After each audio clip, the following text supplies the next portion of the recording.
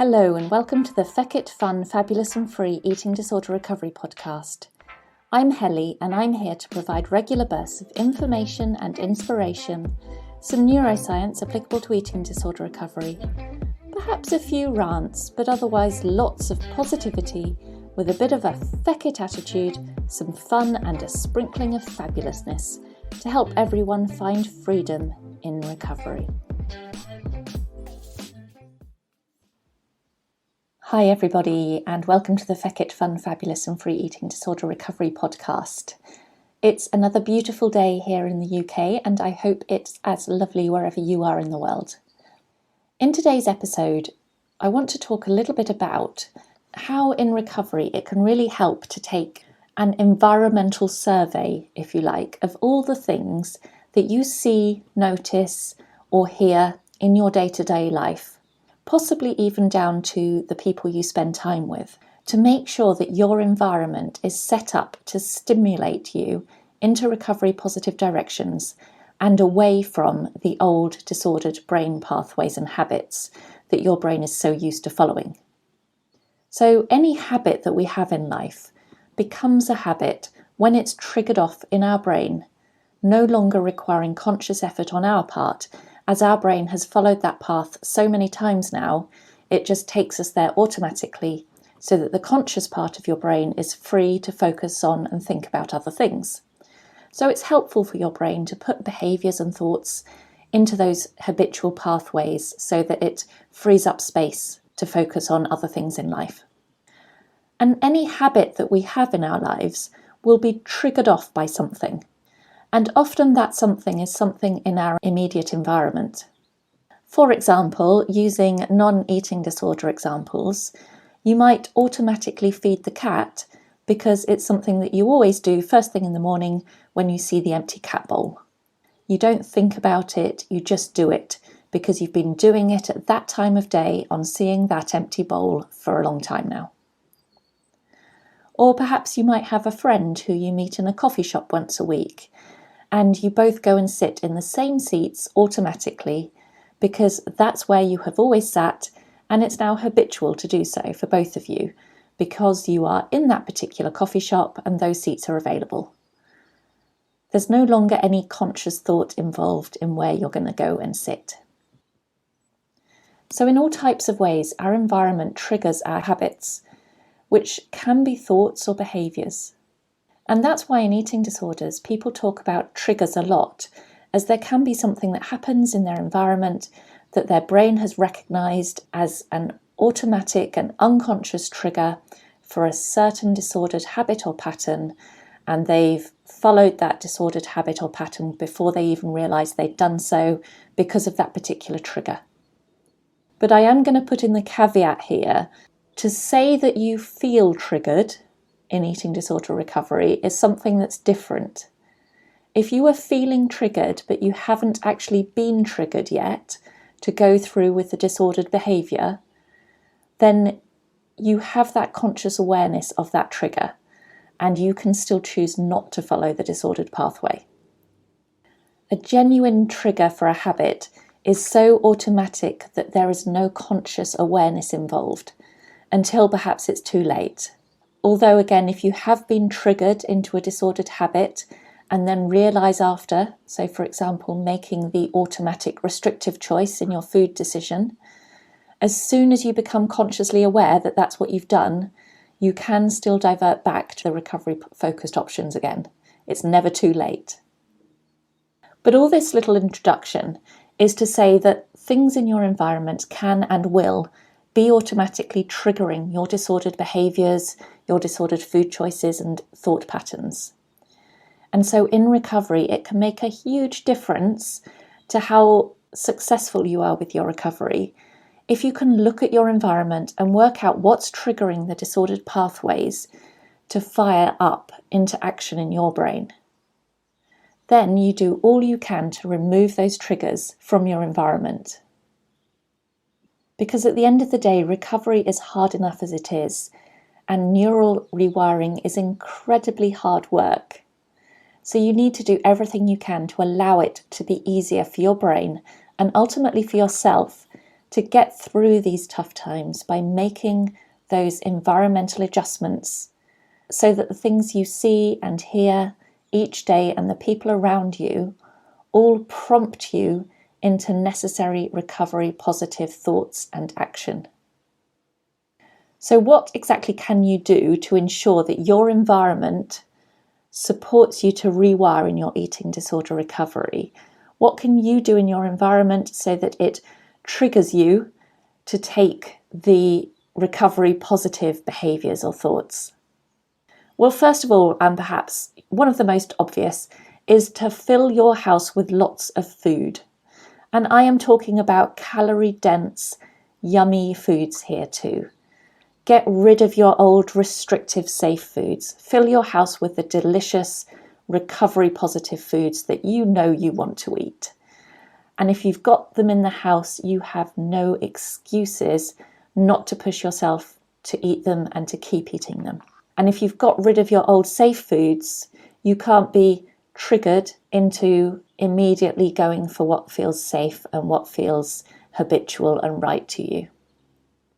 The other thing is to put food by your bed. So if you do wake in the night hungry, you can reach for it or you can grab it first thing in the morning to get you on the right recovery positive track for the day ahead. If you wake in the night hungry, there's no excuses not to eat something if the food's there by your bed. One thing that I think is really key for a lot of people is to get rid of any fitness things around the house.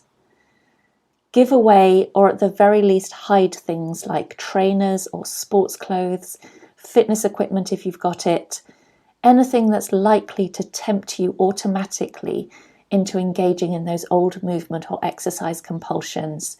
Just get it out of your vision, get it out of your home. You don't need that stuff there triggering you into wanting to exercise or walk or engage in movement. And while you're getting rid of all the trainers and fitness equipment, also give away or hide or smash the scales. You don't need scales to tell you what your value is in this world. You're not a number, and you don't need to be triggered by watching the numbers change on a set of scales when those numbers mean nothing in relation to how you are really doing with your recovery. Because at the end of the day, your recovery is about your mental state and not your weight on a set of scales. And that applies to the kitchen scales as well, I'm afraid. If you're really going to be eating without any restriction, you don't need to weigh your food to do that. You really don't. So get rid of the kitchen scales. You don't need them. And wherever you can, I would suggest that you also surround yourself by people who are normal eaters as much as you possibly can. And if you don't have happy and normal eaters at home, then go and find some. Sit in coffee shops or somewhere where people are naturally just sitting, eating and relaxing. Watch them. See how they eat, what they do, how relaxed and chilled they are around food. And just let your brain learn that it's normal just to eat cake whenever you want to eat cake or to have huge cheese toasties or whatever it is. And an added benefit to having people around you who are normal eaters is that social engagement is also known to help neuroplasticity.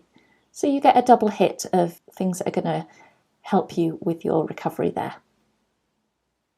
One thing I did in my recovery, and I think a lot of people do find it helpful, is to put up notes or memes for yourself around the house or in your immediate environment. And that could include your screensaver as another example on your computer or on your phone. And those notes or memes can be constant reminders of what you need to do and why for your recovery.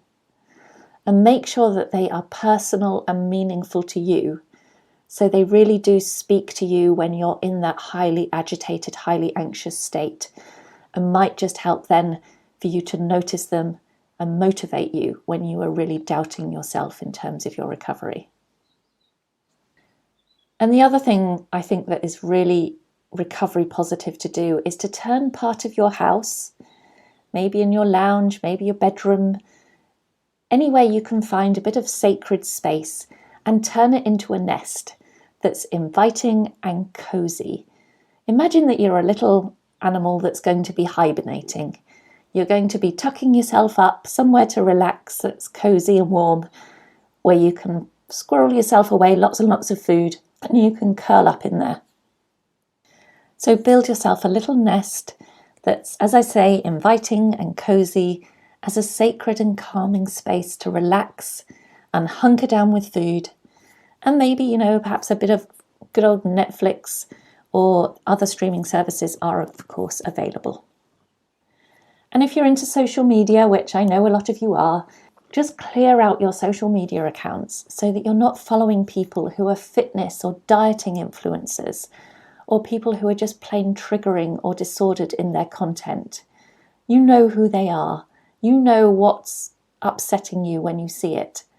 Just follow the eating disorder recovery, body positive or health at every size accounts, or just find some accounts about fluffy penguins to look at instead, which I can only imagine are much more fun, because I don't think that penguins really care about body weight or shape. And you just need things that are going to relax your mind or just stimulate you towards the recovery positive directions. So do a little bit of a clear out of your social media accounts. And I know it's difficult, but also consider who you spend time with, not just in terms of online social media world, but also in the real world. Because being around people who are into dieting, who are into exercise and bodybuilding, and generally those who are heavily influenced by diet culture, is going to be really hard when you're trying to forget all those diet culture messages for your recovery and for your healthy future. And if you really can't stop seeing those people while you are focused on recovery, then see if you can at least ask them to not talk about diet or exercise or weight loss topics in your presence. Although, of course, if they do and you can ignore it and get on with recovery despite all their diet nonsense, then at the end of the day, you're going to be pretty recovery bulletproof. And then when you do go out food shopping, avoid the sections of the supermarket that have the diet products, or the sections of the supermarket where your usual safe foods are located. Just don't go down those aisles, or just avoid those sections of the aisle. And instead start frequenting the sections that have the foods that terrify you the most, and make yourself buy them. And then, of course, make yourself eat them. And there are many more ideas that I could probably add to this list, and there are many more things that you could probably find in your environment applicable to you and your recovery. So the key here is to spend some time looking at what's in your environment, whether it's your offline environment, your online environment, inside your house, outside your house, at work, at school, whatever it is.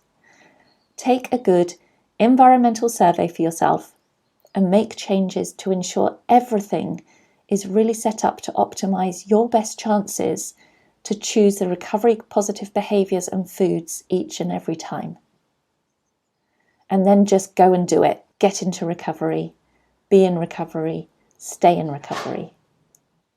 I'm Helly. I hope that's helped. If you want to know more about my coaching, you can find me on www.hellybarnes.com.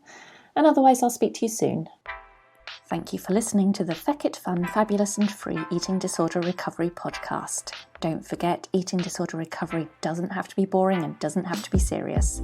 Now go and grab yourself some food and have a fabulous rest of the day.